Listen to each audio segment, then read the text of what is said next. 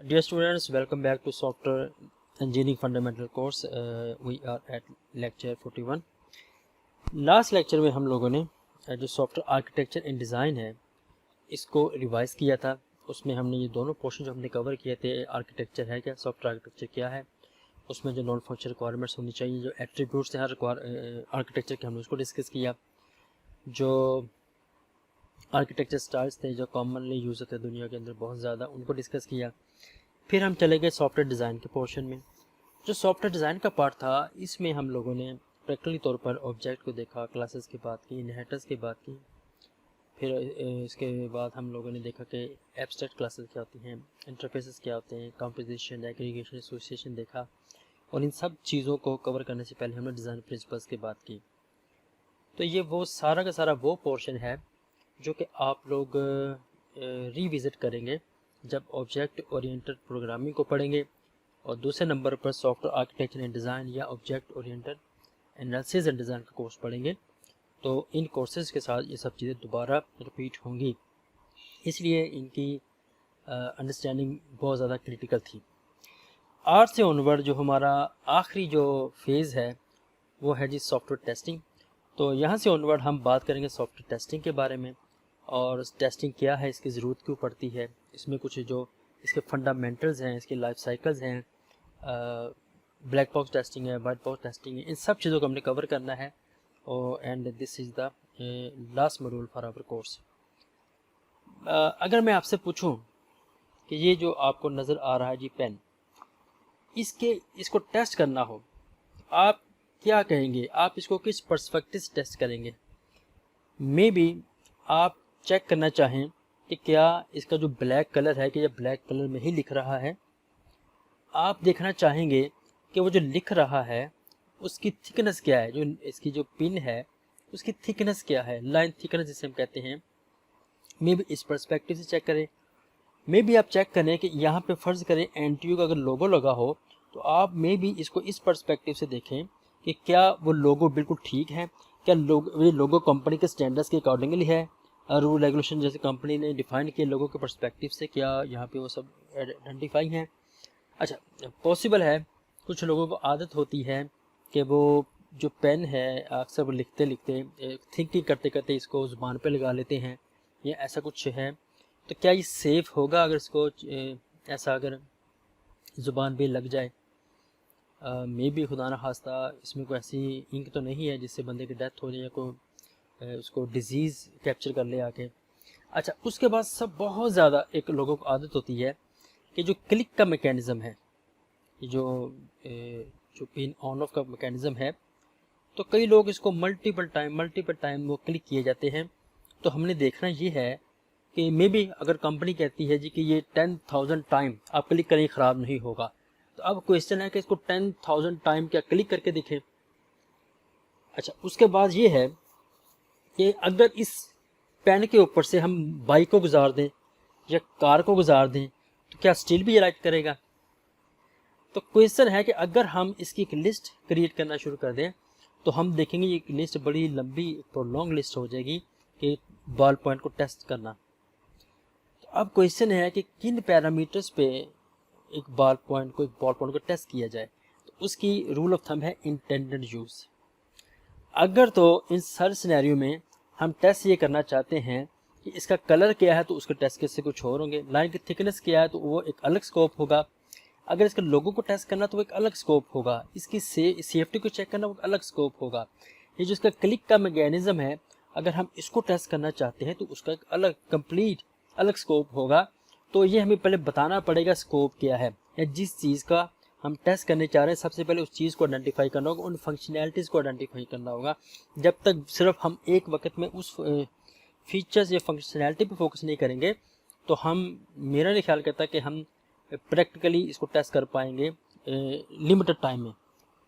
Testing जो software development life cycle है, सबसे ज़्यादा टाइम कंज्यूमिंग और कॉस्टली ये एक्टिविटी है। ये मैं आपको स्टार्ट में बता देता हूँ कैसे है, ये भी प्रूव कर लेंगे हम आजकल के लेक्चर्स में ही। अच्छा, ये तो हो गया बॉल पॉइंट। अब क्वेश्चन है कि अगर हम सॉफ्टवेयर को टेस्ट करना चाहे फिर, तो सॉफ्टवेयर को टेस्टिंग के पर्सपेक्टिव से हम क्या करने की कोशिश करते हैं। अगर आपको याद हो, हमारे पास आती है रिक्वायरमेंट स्पेसिफिकेशन। सबसे पहले हमने रिक्वायरमेंट डेफिनेशन की हर रिक्वायरमेंट्स के अगेंस्ट में, फिर इसको SRS के फॉर्म में लिखा, वो हमारे पास आगे रिक्वायरमेंट स्पेसिफिकेशन। यहाँ पे जो चीज़ हमें समझ में आई वो ये है कि जो यूज़र है उसकी नीड्स क्या हैं और उसकी एक्सपेक्टेशन क्या है इस सॉफ्टवेयर के साथ। यानी कि सॉफ्टवेयर डेवलप हुआ है, चूँकि हुआ है मैं इसलिए कह रहा हूँ कि ये जो अगर मैं जनरल तौर पर देखूँ तो वो ये है कि अगर हम जनरल इसको देखें तो वो ये है कि जो सॉफ्टवेयर है अब सोर्स कोड लिखा जा चुका है, प्रोग्रामर्स ने सोर्स कोड लिख लिया है, अब हमने सॉफ्टवेयर को टेस्ट करना है with respect to some criteria. ठीक है, तो रूल ऑफ थंब के मुताबिक तो हमारे पास सबसे पहले क्या आया कि रिक्वायरमेंट स्पेसिफिकेशन आई। अब ये सब चीज़ें मैं आपसे क्यों डिस्कस कर रहा हूँ, अभी मैं टेस्टिंग को लिंक अप करने की कोशिश करता हूँ सब चीज़ों के साथ। तो रिक्वायरमेंट स्पेसिफिकेशन हमने लिखी और इस रिक्वायरमेंट स्पेसिफिकेशन से यूज़र की सिस्टम की स्पेसिफिकेशन समझ आए, या सादा वर्ड में आप ये कह लें यूज़र की एक्सपेक्टेशन क्या है इस सॉफ्टवेयर से और यूज़र क्या चाहता था इस सॉफ्टवेयर के डेवलपमेंट के साथ, क्या चीज़ वो अचीव करने चाह रहे थे। तो ये हम लोगों ने सॉफ्टवेयर रिक्वायरमेंट स्पेसिफिकेशन के फॉर्म में यहाँ पे राइट अप कर दिया। अब इस SRS की जो डॉक्यूमेंट है इसको बेस बनाते हुए हम लोग जो नेक्स्ट काम करते हैं वो क्या था जी, इसमें से एक्सट्रैक्शन करनी थी रिक्वायरमेंट डेफिनेशन में से कि कौन सी ऐसी रिक्वायरमेंट्स है जो फंक्शनैलिटी ओरिएंटेड है और कौन सी ऐसी रिक्वायरमेंट जो नॉन फंक्शनैलिटी ओरिएंटेड है। अब इसका क्या बेनिफिट होगा, यहाँ से इस एक्सट्रैक्शन से फिर हम चले जाएंगे डिज़ाइन डॉक्यूमेंट की तरफ। ठीक है, तो यहाँ से डिज़ाइन स्पेसिफिकेशन क्रिएट की जाएगी और फिर क्या होगा, इस डिज़ाइन को हम फ्लो डाउन कर देंगे इनटू कोड। तो इस तरह से ये रिलेशनशिप है हमारे पास। अब इसका मतलब क्या हुआ, इसका मतलब ये हुआ कि इन सारे इन 4 फेजेस के ऊपर सॉफ्टवेयर की जो हमने टेस्टिंग की बात करनी है वो चेंज होगी और हमने इन सब फेजेस को इंडिविजुअल टेस्ट भी करना है। ठीक है, एग्जाम्पल है, अब जब हम आगे लेवल सॉफ्टवेयर जो टेस्टिंग के लेवल है जब उसमें कवर करेंगे तो इन सब चीज़ों को वहाँ पे दोबारा मैं रेफ़र करूँगा, जिस रेफरेंस से पता लगेगा कि कौन सा डॉक्यूमेंट किसके अकॉर्डिंग टेस्ट हुआ। अच्छा, अब यहाँ से कंसेप्ट आ गया हमारे पास, तो ये मैं पहले भी बात कर चुका हूँ बहुत बार। अब वो ये है कि जो सॉफ्टवेयर है वो टेस्ट किया जाएगा। एक कोई भी प्रोडक्ट है, अगर मैं सॉफ्टवेयर को छोड़ के कहता हूँ, एक जो प्रोडक्ट है वो उसकी स्पेसिफिकेशन और यूज़र की एक्सपेक्टेशन के ओरिएंटेड टेस्ट की जाती है। मतलब मैं कह रहा हूँ एक प्रोडक्ट है, इसको चेक करो कि इसकी जो स्पेसिफिकेशन दी गई, एग्जांपल है मोबाइल फ़ोन है, हम कहते हैं जो मोबाइल फ़ोन है ये क्या जो डेवलप हुआ है, जो इसकी स्पेसिफिकेशन दी गई थी वो, और यूज़र का एक्सपेक्टेशन क्या है इस मोबाइल फ़ोन के साथ, क्या ये दोनों मीट हो गई हैं। तो जब हम इन दो स्पेसिफिक चीज़ों की बात करते हैं, यूज़र नीड्स की और स्पेसिफिकेशन की, तो यहाँ से हमारे पास फर्दर 2 क्लासिफिकेशन आती हैं।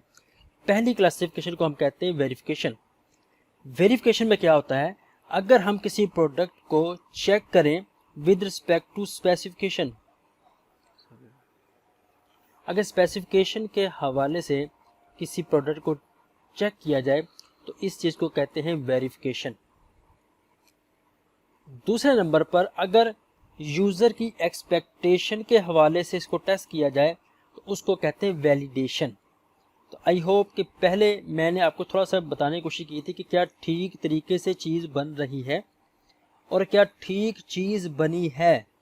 दोनों में मैंने वेरिफिकेशन वैलिडेशन आपसे डिस्कस किया था, क्योंकि वहाँ पे इस वक्त हम लोगों ने भी सिस्टम स्पेसिफिकेशन यूज़र एक्सपेक्टेशन इनकी बात नहीं की थी। तो अब आई होप कि आप अंडरस्टैंड कर चुके होंगे कि जब हमने किसी प्रोडक्ट को चेक करना है उसके स्पेसिफिकेशन के हवाले से, उसकी यूज़र की एक्सपेक्टेशन के हवाले से, तो अगर तो हम स्पेसिफिकेशन हमारे पास पड़ी, जैसे अभी आपने लास्ट टाइम में देखा कि रिक्वायरमेंट स्पेसिफिकेशन थी, रिक्वायरमेंट डेफिनेशन थी, जब हम इस डॉक्यूमेंट के अगेंस्ट में सॉफ्टवेयर को टेस्ट करेंगे तो देन इट्स वेरिफिकेशन। और जब ये पूरा सॉफ्टवेयर डेवलप हो गया, सिस्टम टेस्टिंग होगी, सिस्टम टेस्टिंग के बाद हम चले जाएंगे एक्सेप्टेंस टेस्टिंग में। एक्सेप्टेंस टेस्टिंग में हम देखेंगे यूज़र की नीड्स क्या थी, यूज़र की एक्सपेक्टेशंस क्या थी, क्या वो फुलफिल हुई कि नहीं। Then we are going to talk about validation. I hope अब ये चीज़, इसको VNV कहते हैं, आई होप अभी आपको फर्दर इसकी क्लैरिफिकेशन हो गई होगी वेरिफिकेशन एंड वैलिडेशन की। अच्छा जी, अब क्वेश्चन ये है कि जैसे मैंने अभी कहा कि सोर्स कोड लिखा गया, अब सॉफ्टवेयर इंजीनियर क्या करेंगे, इस पर कुछ टेस्ट केस अप्लाई करेंगे, ये चेक करेंगे कि क्या डिज़ाइन दोबारा चले जाए। अब सॉफ्टवेयर इंजीनियर क्या टेस्ट करने की कोशिश करेंगे, क्या ये जो डिज़ाइन किया गया था, क्या ये सारा का सारा कोड में कन्वर्ट कर दिया गया कि नहीं, ये चीज़ टेस्ट करने की कोशिश करेंगे जो जितने भी इस फेज़ के ऊपर सॉफ्टवेयर इंजीनियर्स हैं। अच्छा, अब इसमें प्रॉब्लम क्या है जी, अब इसमें प्रॉब्लम ये है, अगर हम ये चीज़ वेरीफाई कर दें, हम ये मेक श्योर कर दें कि ये डिज़ाइन बिल्कुल सही तरह से फ्लो अप हो गया है, फ्लो इन हो गया है कोड में, यानी कि सारा जैसा डिज़ाइन किया गया था वैसा ये कोड में भी कन्वर्ट हो गया है, तो अब इसका मतलब है कि इस सॉफ्टवेयर में एरर्स नहीं होंगे। डेफिनेटली इसमें फिर भी इसका मतलब है कि इस सब चीज़ों के बावजूद भी सॉफ्टवेयर डिफेक्टिव हो सकता है। तो अब क्या करें, फिर टेस्टिंग का मकसद क्या है कि हमने जो डेवलपर था उसने सारा जो कोड था सॉफ्टवेयर डिज़ाइन का, जो सॉफ्टवेयर डिज़ाइन था उसका सबको कोड में कन्वर्ट कर दिया। Still we are talking about error and defects जी। इस सब चीज़ों का उसका मतलब ये, उस वेरिफिकेशन का मतलब ये नहीं है कि सॉफ्टवेयर में डिफेक्ट्स नहीं है। अब क्वेश्चन है कि ये हम फिर क्या करेंगे एज अ सॉफ्टवेयर टेस्टर, हमारा मकसद है इसमें से डिफेक्ट्स को फाइंड आउट करना। ठीक है, अब डिफेक्ट क्या होता है, डिफेक्ट ये होता है कि हम लोगों ने सोचा था कि 2 को जब 3 से मल्टीप्लाई करेंगे तो आगे से हमें आंसर मिलेगा 6। ठीक है जी, ये था एक्सपेक्टेड बिहेवियर सिस्टम का। या आप लोगों ने फेसबुक पे करेक्ट आईडी और करेक्ट लॉगिन और करेक्ट पासवर्ड, ये दोनों चीज़ें करेक्ट पास की। अब हम उम्मीद कर रहे हैं कि आप लॉगिन हो जाने चाहिए थे, लेकिन एक्सपेक्टेड बिहेवियर से डेविएट कर गया। मतलब हमने जब कहा 2 को 3 से मल्टीप्लाई कर दो, उसने आंसर दे दिया 8, या इसने आंसर दे दिया समथिंग 9। अब इसका मतलब है हमारा एक्सपेक्टेड सॉफ्टवेयर है, इसका ये जो बिहेवियर इसने शो किया ये एक्सपेक्टेड नहीं था जो इसने एक्सपेक्ट कर दिया है। तो अब इस चीज़ को हम कहते हैं वेरिएंस, यानी कि हमारा जो प्रोडक्ट के एट्रीब्यूट्स थे उसके जो डिज़ायर एट्रीब्यूट्स थे ये वहाँ से वेरी कर गया है, तो इस चीज़ को हम कहते हैं डिफेक्ट। मतलब एक्सपेक्टेड बिहेवियर था, वहाँ से जब डेविएशन हो जाती है इस चीज़ को हम डिफेक्ट कह देते हैं। तो सॉफ्टवेयर जो टेस्टर्स हैं उनका मकसद यही होता है कि इसमें से सॉफ्टवेयर में से डिफेक्ट्स को फाइंड आउट किया जाए और उसको रिमूव किया जाए। तो पहला स्टेप तो हो गया फाइंड आउट। अब रिमूव कैसे होगा, तो रिमूव करने के लिए हम करते हैं इसको डिबगिंग। डिबगिंग के मेथड्स के साथ रिमूव करते हैं। मैं बात कर रहा हूँ कोड लेवल पे डिबगिंग के थ्रू में से रिमूव करते हैं। अच्छा, अब डिबगिंग होगा सोर्स कोड में किसी एक जगह पे हम चेक पॉइंट लगाएंगे, ब्रेक पॉइंट उसे कहते हैं। फिर हम स्टेप बाय स्टेप कोड को एग्जीक्यूट करेंगे और फिर जैसे आप लोग तो कंपाइल करते हैं ना, उसमें तो पूरा सोर्स कोड कंपाइल होकर आपको आउटपुट शो कर देता है। यहाँ पे ऐसा नहीं है, यहाँ पे हम किसी एक जगह, मेरा ख्याल है कि अगर आप लोग प्रोग्रामिंग फंडामेंटल पढ़े तो मे भी आपने ये डिबगिंग करके देखी हो। अगर नहीं है तो मेरा ख्याल है कि जो आप नेक्स्ट सेमेस्टर में ऑब्जेक्ट ओरिएंटेशन पढ़ेंगे तो उसमें डेफिनेटली डिबगिंग के बगैर तो कोई चीज़ कंप्लीट नहीं हो सकेगी। तो डिबगिंग आप सिंपल वर्ड में ये देखें कि सोर्स कोड को कंपाइल नहीं करना। आप अगर अभी कंपाइलेशन करो, लेकिन जिस पॉइंट में कहूँगा वहाँ पे जाकर रुक जाना, उसके आगे स्टेप बाय स्टेप कंपाइल करना जैसे मैं कहूँगा। तो ये चीज़ हमारे पास डिबगिंग की जिम्मेदारी में आ जाती है। टेस्टिंग की मैं 3 डेफिनेशन आपसे डिस्कस करना चाहता हूँ, जो इसमें आपको बहुत ज़्यादा नज़र आएगी। वो बेसिकली ये वाली है। इट्स अप टू यू कि आपको कौन सी इसमें से ज़्यादा अंडरस्टैंडेबल है। याद करना मकसद नहीं है, सिर्फ अंडरस्टैंडिंग करना मकसद है इन सब चीज़ों की। तो software testing is the process of finding defects. ठीक है जी, तो सॉफ्टवेयर टेस्टिंग है क्या? जैसे मैंने अभी कहा कि हमारा मकसद क्या था, एक ऐसा प्रोसेस हो जो कि इस सोर्स कोड में से जाए, इस सॉफ्टवेयर में से ड्रिल डाउन करे और यहाँ से डिफेक्ट्स को फाइंड आउट करे। तो एक ऐसा प्रोसेस है जो कि डिफेक्ट्स को फाइंड आउट करेगा सॉफ्टवेयर में से, so that these can be debugged. Definitely जब हमारे पास हम इसको फाइंड आउट कर लेंगे तो डिबगिंग के मेथड्स के थ्रू फिर हम इसको रिमूव भी करेंगे। जब हम इन डिफेक्ट्स को फाइंड करेंगे, इन डिफेक्ट्स को इसमें से रिमूव भी करेंगे, डिबग्ड भी कर देंगे, तो फिर हमारे पास क्या आ जाएगा, हम इसे कहते हैं डिफेक्ट फ्री सॉफ्टवेयर। ठीक है जी, and the defect free software can meet the customer needs and expectation.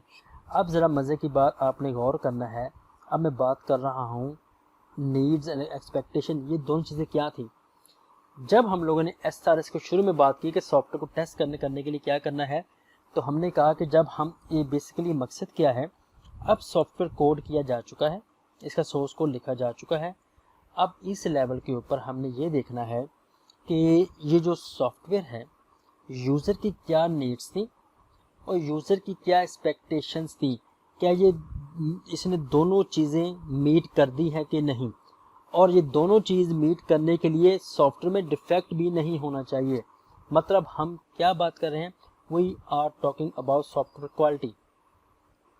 तो ये डेफिनेशन क्या कहती है कि टेस्टिंग एक ऐसा प्रोसेस है जिसमें से हम फाइंड करेंगे सॉफ्टवेयर के अंदर डिफेक्ट्स को, ताकि इन डिफेक्ट को फाइंड करके इसको डिबग किया जा सके, और फिर हमारे पास आ जाएगा डिफेक्ट फ्री सॉफ्टवेयर। और ये जो डिफेक्ट फ्री सॉफ्टवेयर है ये इस तरह हो कि वो यूज़र के नीड्स और एक्सपेक्टेशन को मीट कर जाए। अगर ये काम हो जाए तो फिर that is called software testing. तो ये थी हमारे पास जो फर्स्ट डेफिनेशन। आई होप अब आप काफ़ी हद तक इसको समझ गए होंगे। दूसरी डेफिनेशन क्या कहती है, इसकी तरफ आ जाते हैं। दूसरी डेफिनेशन ये कहती है कि software testing is the process of examining the software product against it's requirements. अब ये जो हमारे पास रिक्वायरमेंट डॉक्यूमेंट है, अब इस पर्सपेक्टिव से इसको देखा जाए तो बेसिकली यहाँ पे ऐसी कौन सी चीज़ है जो मीट हो रही है। जी, मसलन मैं अगर रिक्वायरमेंट्स के अकॉर्डिंगली देखूँ तो रिक्वायरमेंट्स लेवल पे कौन सी चीज़ मीट हो रही है, यूज़र की नीड्स के एक्सपेक्टेशन। जी, मतलब अब हम करना क्या चाहते हैं, हम हमारे पास अपने सामने एक डॉक्यूमेंट रख लेंगे जो होगा जी SRS। अब हम इस SRS को इसके हवाले से इसको रेफरेंस मानते हुए हम क्या करेंगे, हम सिंपली ये करेंगे कि इस सॉफ्टवेयर को हम यहाँ से टेस्ट करेंगे, एग्जामिन करेंगे कि किस जगह पे ये रिक्वायरमेंट्स पूरी नहीं हो सकी, फुलफिल नहीं हो सकी। तो ये जो चीज़ है इसको भी सॉफ्टवेयर टेस्टिंग कहते हैं। ये हमारे पास इसकी सेकंड डेफिनेशन है। अच्छा जी, अब थर्ड डेफिनेशन आ जाते हैं।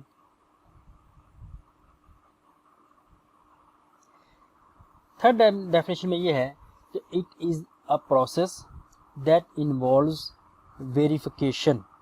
अब ज़रा वेरिफिकेशन को याद करें, इसमें क्या ख़ास काम था। जी,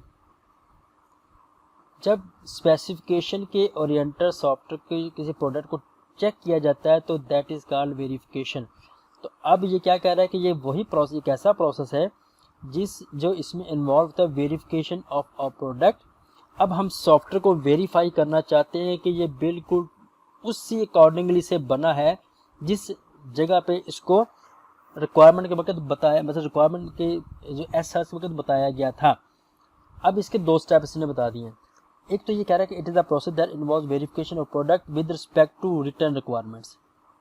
स्पेसिफिकेशन, ये हम वेरीफाई करेंगे कि सॉफ्टवेयर प्रोडक्ट स्पेसिफिकेशन के अगेंस्ट बना है, और ये अगर हो गया तो हम भी ये भी कंफर्म करेंगे कि ये जो रिक्वायरमेंट्स थी इसको यूज़र नीड्स के अकॉर्डिंगली एंड कंफर्मेंस और रिक्वायरमेंट्स विद यूज़र नीड्स। अब आप देखें इस जगह के ऊपर आपको वेरिफिकेशन भी नज़र आ रही है, वैलिडेशन भी नज़र आ रही है। तो ये तीनों डेफिनेशन में अगर आप देखें तो ये दो डेफिनेशन है, ये तो बिल्कुल एक दूसरे के रिजेम्बलेंस हैं। इन दोनों के अंदर एक ही बात की गई है कि सॉफ्टवेयर को एग्जामिन करें, वेरीफाई करें विद रिस्पेक्ट टू रिक्वायरमेंट्स। ठीक है, यहाँ पे भी एग्जैक्ट वही बात है कि यूज़र के नीड्स और एक्सपेक्टेशन के अकॉर्डिंगली सॉफ्टवेयर को टेस्ट करें, लेकिन कैसे टेस्ट करें, मकसद क्या लेके आएँ, किस एम के साथ चलें कि इसमें से डिफेक्ट्स को फाइंड करना हमारा मकसद हो। जब फाइंड हो जाएंगे तो फिर डिबग करना हमारा यहाँ पे मकसद होगा। तो ये हम चीज़ इसमें लेके चलेंगे। अच्छा, अब इसमें कुछ प्रॉब्लम है। मैंने भी आपसे कहा कि सबसे ज़्यादा टाइम आपको जो कंज्यूमिंग होगा वो टेस्टिंग की एक्टिविटी है। अगर आप लोग एक इफेक्टिव टेस्टिंग कर देते हैं तो मैं am damn sure maintenance cost भी कम हो जाएगी और सॉफ्टवेयर रिलायबल भी ज़्यादा हो जाएगा। इसकी मैं सिर्फ एग्जांपल आपसे, इसकी लंबी लिस्ट है, मैं सिर्फ 2 एग्जांपल के साथ आपके पास आया हूँ, उसमें से सिर्फ मैं इसकी एग्जांपल बात करता हूँ। Y2 कहते हैं ईयर 2000। इससे पहले क्या हुआ, जो डेट थी, जो ईयर था, एग्जांपल अगर आप डेट है ना 1 तो 1 आगे है जी 12 और आगे जो ईयर था ना वो हम लिखते थे फर्स्ट करें 99। अब इसमें क्या हुआ, जिसने इसको कोड किया, जिसने इसको डिज़ाइन किया, उसने कहा जी 100 साल तक तो 0 1 2 3 अप टू 99 चलता रहना, तो हमें इसको, क्योंकि मेमोरी कम थी, उसने कहा बजाय मैं जो लिखूँ 1999, तो इसमें 90 जो है ना पहले वाला, जो 19 है ये वाला, ये सब में कॉमन होना, तो ये जगह बचाते हैं हम, तो सिर्फ 1999 के साथ चलते हैं। इसी तरह 98 के साथ चलते हैं। तो अब हुआ क्या कि जैसे ही दो चार माह रह गए 2000 आने में, तो फिर क्या हुआ, तो फिर ये हुआ कि जैसे 31 डेट आनी थी दिसंबर की, तो उस वक्त क्या होना था, उस वक्त जनाब ये होना था कि जो 99 में जब एक ऐड होना था, आगे आंसर आना था 00। Basically that was not 0, that was 2000। ठीक है, ओके, जो 1999 था। अब हो क्या रहा था, पहले जो 2 डिजिट थे वो तो हम हैंडल नहीं कर रहे थे ये वाले। अब क्वेश्चन ये था कि जो 00 आया था ये 1900 था या 2000 या 1900 था, 2000 था। तो यहाँ से पूरे सिस्टम तबाह हो जाने थे कि अब बच्चे 100 साल पीछे चले जाते हैं, वो क्या होते हैं। तो इसके हिसाब से इस पर सेवरल $100 बिलियन खर्चा किया गया इस हमाकत को रिकवर करने के लिए। इसी तरह से जो पेट्रियट मिसाइल डिफेंस सिस्टम है, इस 99 में इसमें एरर था। एक्सपेक्टेशन ये थी कि इसको 14 आवर ये चलता रहेगा, लेकिन जब इसको एग्जीक्यूट किया गया तो ये एक्सपेक्टेशन ज़्यादा 100 आवर से भी ज़्यादा ये एग्जीक्यूट हुआ। तो इस, और मेरे पास बहुत सी लिस्ट है देखो 90s की दहाई में, जो हमें आपको नज़र आएगी कि इस लेवल पे है। अच्छा, अब नेक्स्ट क्वेश्चन है कि सॉफ्टवेयर टेस्टिंग जो है वो किस पे डिपेंड करती है। अगर आप एक सक्सेसफुल टेस्टर हैं, एक सक्सेसफुल टेस्टिंग एग्जीक्यूट करना चाहते हैं, तो जो टेस्ट केस हम लिखेंगे ना, उसकी सिलेक्शन, जो आपने टेस्ट केस लिखे हैं उसकी सिलेक्शन और इसका डिज़ाइन, ये 2 चीज़ें बड़ी क्रिटिकल हैं। और हमने करना क्या यहाँ पे, हम लोगों ने सॉफ्टवेयर के बिहेवियर को टेस्ट करना है 2 चीज़ों के अकॉर्डिंगली। एक तो है कि हमने जो बिहेवियर ऑब्जर्व किया है, एग्जाम्पल है जैसे मैंने 2 को 6 से मल्टीप्लाई किया, तो जो आंसर आया, वट एवर जो भी आंसर है XYZ, वो था हमारा ऑब्जर्व बिहेवियर। दूसरा है हमने इसको कंपेयर किसके साथ करना, स्पेसिफाइड बिहेवियर पे। स्पेसिफाइड कौन सा था, जो रिक्वायरमेंट के बगैर बताया गया था। उसमें क्या था, अगर 2 को 3 से मल्टीप्लाई करेंगे आंसर 6 आना चाहिए, तो हम क्या करेंगे 6, ये स्पेसिफिकेशन में 6 लिखा, ऑब्जर्व में 12 लिखाएंगे, तो हमने कहा no no no there something wrong, ऐसा नहीं हुआ। ये जैसे आपको बार बार बताया जा रहा है कि जैसे आप लॉगिन करते हैं, करेक्ट आईडी करेक्ट पासवर्ड देंगे, आपने कहा जी मैंने रॉन्ग आईडी दी, करेक्ट पासवर्ड दिया, तो स्पेसिफिकेशन कहती है कि आपको एरर आना चाहिए, लेकिन आप लॉगिन हो गए हैं। तो ये डिफरेंस है दोनों में, ऑब्जर्व्ड बिहेवियर और स्पेसिफाइड बिहेवियर में। अब रूल ऑफ थंब क्या है, जो टेस्टिंग है इसका मकसद क्या होता है, इसका मकसद होता है कि वो प्रोड्यूस कर सके एक रिलायबल सॉफ्टवेयर। अब रिलायबल सॉफ्टवेयर किसे कहते हैं, रिलायबल सॉफ्टवेयर का मतलब है एक ऐसा सॉफ्टवेयर जिसका ऑब्जर्व्ड बिहेवियर और स्पेसिफाइड बिहेवियर कंफर्म हो जाए, आपस में मिल जाए, कंपेयर हो जाए, 100% सेम आ जाए, तो फिर हम कहते हैं कि this is a reliable software. ठीक है जी। अच्छा, अब सॉफ्टवेयर कुछ फंडामेंटल्स हम कवर करेंगे। सबसे पहले जी एरर हम कहते हैं कि सॉफ्टवेयर की जो एक्चुअल वैल्यू थी वो और जो थियोरेटिकल वैल्यू थी, दोनों में डिफरेंस आ गया। कैसे डिफरेंस आ गया, डिफरेंस इस तरह आ गया, एरर हम कहते हैं कि कोई भी इंसान का एक्शन था जो गलत हो गया। अब मैं ये नहीं कह रही उसे जानबूझ के कर दिया, अनइंटेंशनली उसे हो गया, अनइंटेंडेड हो गया उसे, इसीलिए हम इसे कह रहे हैं कि अनइंटेंडेड बिहेवियर रहता है सॉफ्टवेयर का। अब ज़्यादातर ये देखा गया है कि सॉफ्टवेयर को कोड करते हुए, प्रोग्राम करते हुए हमें एरर फाइंड आउट होते हैं। तो हम कह सकते हैं 50% जो एरर्स हैं वो प्रोड्यूस होते हैं डेवलपर की वजह से। तो इंसान, मसलन आप रिक्वायरमेंट लिख रहे थे, आपका इंटेंशन नहीं था, आपने गलती से कुछ स्टेटमेंट गलत लिख दिया, वहाँ पे कॉमा नहीं चाहिए था, आपने कॉमा डाल दिया, फुल स्टॉप चाहिए था, आपने सेमीकोलन डाल दिया, तो मैं भी जैसे फार्मूला गलत लिख दिया। बट अब जो भी कुछ भी इंसानों से जो गलत होगा हम इसे कहते हैं एरर इंट्रोड्यूस हो गया। तो इसके जो दूसरे नाम है, इसको वेरिएंस भी कहा जाता है, इसको मिस्टेक भी कहा जाता है, इसको प्रॉब्लम भी कहा जाता है। तो रूल ऑफ थंब क्या हुआ, इंसानों के एक्शन की वजह से जो इनकरेक्शन हुआ है वो एरर है। अच्छा, जब एरर मैनिफेस्टेशन की फॉर्म में चला जाएगा, जब एरर की मैनिफेस्टेशन होगी, तो फिर हम कहेंगे सॉफ्टवेयर में फॉल्ट आ गया है। तो इसका मतलब अगर एक या एक से ज़्यादा एरर मैनिफेस्ट हुए, मतलब उन्होंने अपने सिम्टम शो करना शुरू किए, तो हमें नज़र आया कि ओहो there is something wrong, system में कुछ फॉल्ट है। तो हम क्या कह सकते हैं, a fault is a defect that gives rise to an error. मतलब एक ऐसा डिफेक्ट है जो कि कोई ना कोई एरर आपको फ्यूचर में जो आपको जो फ्यूचर की साइन बता रहा है आपको, ठीक है। इसी तरह से जो फॉल्ट है इसको हम डिफेक्ट भी कहते हैं। अब ज़रा आप गौर करें, सॉफ्टवेयर टेस्टिंग का मकसद क्या था? डिफेक्ट आइडेंटिफाई करना। इसका मतलब है हम फॉल्ट की तरफ जा रहे हैं। पहले fault detection, then fault isolation, फिर देन फॉल्ट रिमूवल। तो टेस्टिंग प्रोसेस, ये हम अभी तक टेस्टिंग प्रोसेस में डिस्कस नहीं किया, आगे जाके हम टेस्टिंग प्रोसेस को देखेंगे नेक्स्ट लेक्चर में। उसका मकसद ही ये होता है कि सॉफ्टवेयर में से जितने भी फॉल्ट्स हम डिस्कवर कर सके, जितने फॉल्ट्स हम डिस्कवर कर सकेंगे हम उतने ही अच्छे टेस्टर हैं। तो ये इसका क्राइटेरिया है एक अच्छे टेस्ट केस का। अच्छा, उसके बाद फेलर क्या होता है? फेलर जैसे अभी मैं आपको बता के हटा हूँ कि एक ऑब्जर्व बिहेवियर था, वहाँ से स्पेसिफाइड बिहेवियर था। तो जो फेलर क्या हुई? डेविएशन आ गई। मतलब जो हम उम्मीद कर रहे थे, हम जो स्पेसिफाई किया था बिहेवियर, सिस्टम वहाँ से डेविएट कर गया और कुछ और ही चीज़ उसने शो कर दी। ये क्यों होगा? ये ज़्यादातर होता है जब कोड फॉल्टी होता है। जैसे ही फॉल्टी कोड, एग्जांपल है पाकिस्तान पाकिस्तान एयरलाइन है, वो आपसे कहती है कि जैसे ही आप 10,000 माइलेज कवर कर लेंगे हम आपको 25% डिस्काउंट देंगे। अब आप कहते हैं फर्स्ट के 50,000 कहते हैं। अब हुआ क्या कि 3-4 साल फेलर, सिस्टम में फेलर नहीं आया। क्यों नहीं आया? सिस्टम में कोड में वो फॉल्ट था, जिसने वो कोड किया उसने फॉल्टी कोड किया था, लेकिन अभी तक ये एग्जीक्यूट ही नहीं हुआ था। तो फॉल्टी कोड जब तक एग्जीक्यूट नहीं होगा वो फेलर शो नहीं करेगा। इसलिए द प्रेजेंस ऑफ फॉल्ट्स में लीड टू सिस्टम फेलर। तो ये जो हमने फॉल्ट्स डिफेक्ट्स की बात की थी, हम डिफेक्ट क्यों उसमें से निकालते थे? क्योंकि जो डिफेक्ट्स थे वो हमें लीड करेंगे सिस्टम के फेलर की तरफ, और फेलर तब जब फेलर सिस्टम तब फेलर स्टेट में आएगा जब डिफेक्ट एग्जीक्यूट होगा, जब फॉल्ट एग्जीक्यूट होगा। आई होप अब एरर, फॉल्ट एंड फेलर, इन तीनों को आप समझ गए होंगे।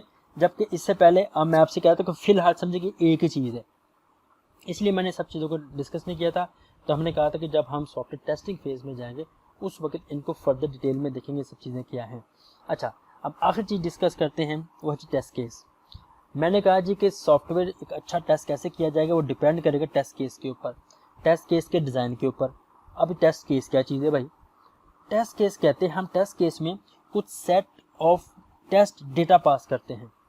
नंबर एक हमारे पास कुछ सेट ऑफ टेस्ट डेटा होगा, और दूसरे नंबर पर कुछ ना कुछ क्राइटेरिया होगा। क्राइटेरिया का मतलब है, फिलहाल आप ये समझे कि सॉफ्टवेयर को टेस्ट कैसे करना है। क्या हमने इसकी सिर्फ फंक्शनैलिटी टेस्ट करनी है, क्या हमने इसकी स्ट्रक्चर टेस्ट करनी है, क्या हमें इसके फंक्शन कॉलिंग टेस्ट करना है, वट जो भी क्राइटेरिया है वो बाद में देखते हैं। तो ये क्या होगा हमारे पास टेस्ट डेटा का मतलब क्या है? जो डेटा हमने इनपुट करना है। एग्जांपल है फेसबुक के लिए हमने करेक्ट आईडी, करेक्ट पासवर्ड, एक टेस्ट डेटा ये होगा। रॉन्ग आईडी, करेक्ट पासवर्ड, दूसरा ये होगा। Correct ID, wrong password, third ये होगा। और 4 होगा रॉन्ग आईडी, रॉन्ग पासवर्ड। जो हम इनपुट देंगे सॉफ्टवेयर को टेस्ट करने के लिए, उसे कहते हैं टेस्ट डेटा। और क्राइटेरिया मैंने कहा आगे जाकर फर्दर समझ आ गया, आप समझे कि किस तरह टेस्ट करना है इसको। अब जब ये दोनों चीज़ें हम टेस्ट केस को प्रोवाइड करती तो ये हमें फिर डिटरमिन करता है कि सॉफ्टवेयर का जो बिहेवियर है वो ठीक है गलत है। इन दो चीज़ों के ऊपर लिहाजा एक अच्छा टेस्ट केस अगर लिखा होगा, एक अच्छा टेस्ट डिज़ाइन किया होगा, तब ही हम सॉफ्टवेयर में से डिफेक्ट्स को फाइंड आउट कर सकेंगे। अब इसका मतलब है जब हम टेस्ट केस लिखेंगे तो टेस्ट केस लिखते हुए हमें कुछ चीज़ें चाहिए होंगी। नंबर एक तो स्पेसिफिकेशन चाहिए होगी इनपुट की और आउटपुट की। दूसरे नंबर पर स्टेटमेंट चाहिए होगी कि जो जिस फंक्शन को हम टेस्ट कर रहे हैं या जिस मॉड्यूल्स को हम टेस्ट करें उसकी स्टेटमेंट चाहिए होगी। फिर ये जो फंक्शन एग्जीक्यूट होगा इसकी फंक्शनैलिटी कैसी परफॉर्म होगी, उसके स्टेप्स बताइए होंगे। और ये सारे काम करने के बाद एक्सपेक्टेड रिजल्ट क्या आएंगे सॉफ्टवेयर की तरफ से, आपको वो बताने होंगे। जब ये सब चीज़ें बता देंगे तो फिर इस तरह टेस्ट केस एग्जीक्यूट करते हैं। एनी हो, फिलहाल हमारा मकसद टेस्ट केस क्या होता है, आगे जाके फर्दर हम इसको इन्हेंस करेंगे। तो ये था जी हमारा आज का लेक्चर। तो हमारा मकसद क्या है? A test is set to be successful if it discovers an error. अगर आपने एक टेस्ट केस लिखा है, अगर वो कोई एरर नहीं फाइंड आउट कर सका, मे बी उसमें फाइंड आउट ना हो सका, तो इसका मतलब है हम कुछ सक्सेसफुल टेस्टर नहीं बन सके। तो अब ये भी एक जंग ही है डेवलपर टेस्टर्स के दरमियान में। डेवलपर चाहेंगे इसकी गलती को ना पकड़ सकें और टेस्टर चाहेंगे गलती के लाजमी पकड़ा जा सके। इसीलिए ये एक जनरल रूल है कि डेवलपर्स को अपना ही किया हुआ काम टेस्ट करने की इजाज़त ना दी जाए, लेकिन डेवलपर अपना काम टेस्ट करते हैं, यूनिट टेस्टिंग होती है, वो आगे जाके देखते हैं। तो ये था जी हमारा आज का लेक्चर। अब मैं उम्मीद करता हूँ कि सॉफ्टवेयर टेस्टिंग आप समझ चुके होंगे क्या है, वेरिफिकेशन एंड वैलिडेशन भी आपके अंडरस्टैंडिंग में आ चुका होगा, डिफेक्ट, सॉफ्टवेयर डिफेक्ट क्या होता है, एरर क्या होता है, फॉल्ट क्या होता है, फेलर क्या होता है, टेस्ट केस क्या होता है, टेस्ट डेटा क्या होता है, ऑब्जर्व्ड बिहेवियर क्या है, एक्सपेक्टेड बिहेवियर क्या है, ये सब चीज़ें आप आइडेंटिफाई कर चुके हैं, फाइंड आउट कर चुके हैं। I hope things will be clear now. Next lecture में हम इसी के साथ आगे चलेंगे और दो चीज़ें सिर्फ कर, तीन चीज़ें जानना मकसद है हमारे अगले लेक्चर में। नंबर एक तो टेस्ट प्लानिंग। मैंने कहा टेस्ट प्लानिंग का मकसद क्या था, सॉफ्टवेयर में से डिफेक्ट को आइडेंटिफाई करना। अब टेस्ट प्लानिंग क्या है उसकी बात कर लेंगे, टेस्ट प्रोसेस की बात करेंगे, और फिर जितने भी सॉफ्टवेयर टेस्टिंग है उसके कुछ लिमिटेशन भी हैं, और लिमिटेशन की बात करेंगे। तो I hope things will be clear now. If you have any question, if you have any query, if you have any issue, if you have any problem, please do let me know. I will try my level best कि आप लोगों के इस concept को clear कर सकूं, इन problems को, आपके इन हर्डल्स को मैं, इन स्टेप्स को मैं रिमूव कर सकूं। आई होप अपना बहुत सा ख्याल रखिएगा। अंटिल नेक्स्ट लेक्चर, अल्लाह हाफिज़।